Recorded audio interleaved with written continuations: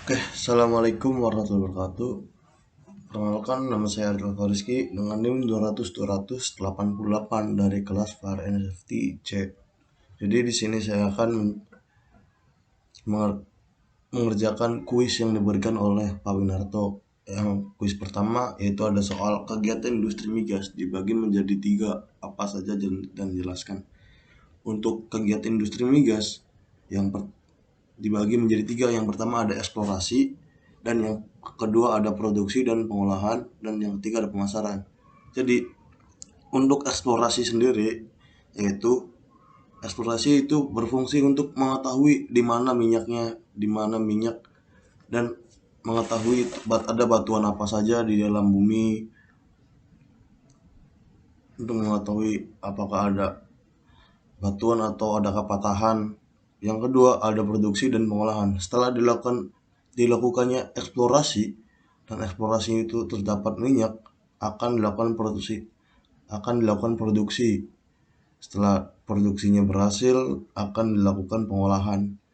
Setelah pengolahan, setelah dari produksi akan diolah, akan ada pengolahan sendiri, yaitu akan pengolahan crude oil, yaitu menjadi bahan bakar ataupun minyak dan lain-lain.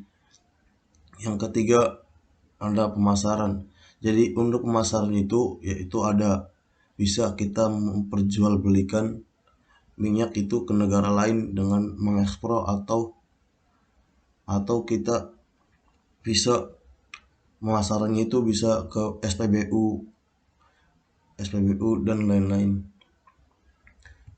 Lanjut ke soal kedua, bagaimana kita mengetahui di suatu tempat terdapat minyak dan gas bumi?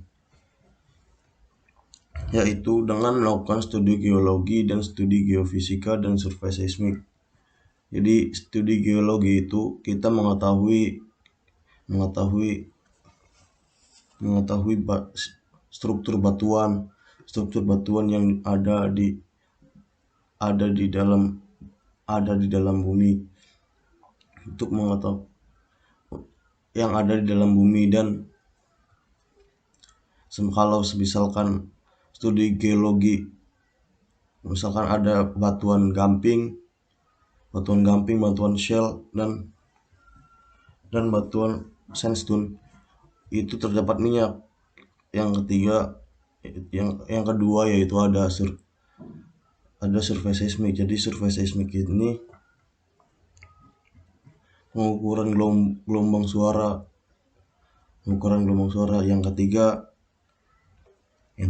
yang lanjut ke soal ketiga, jelaskan cara kerja survei seismik. Jadi untuk survei seismik yaitu metode eksplorasi yang didasarkan pengukuran respon gelombang yaitu suara. Jadi cara kerjanya yaitu mobil seismik akan memberikan gelombang ke dalam bumi, dan akan dipantulkan oleh batu ke atas permukaan, dan akan direkam oleh alat yang bernama itu geopon. Untuk soal keempat, untuk mendapatkan minyak dan gas bumi, maka syarat-syarat terbentuknya migas harus terpenuhi apa saja? Yang pertama, syarat-syarat untuk menemukan gas bumi. Yang pertama ada reservoir, yang kedua sosrock, yang ketiga ada caprock, dan yang keempat ada migration, yang kelima ada trap. Jadi reservoir ini adalah ibaratnya itu rumah minyak. Sosrock ini adalah dapurnya minyak. Jadi dari sosrock ini akan berpindah ke reservoir, dan reservoir ini mempunyai penutup yaitu caprock, ataupun caprock yang pori-porinya ini sangat kecil, agar minyak itu tidak berpindah-pindah ataupun keluar ibarat dari reservoir, ibarat caprock ini. Yang ketiga ada migration, yang keempat ada trap, yang kelima ada trap. Lanjut ke soal kelima. Dalam pemboran dibagi menjadi 5 tahapan. Yang pertama ada wellcat, eksplorasi, delineasi, pengembangan, reentry.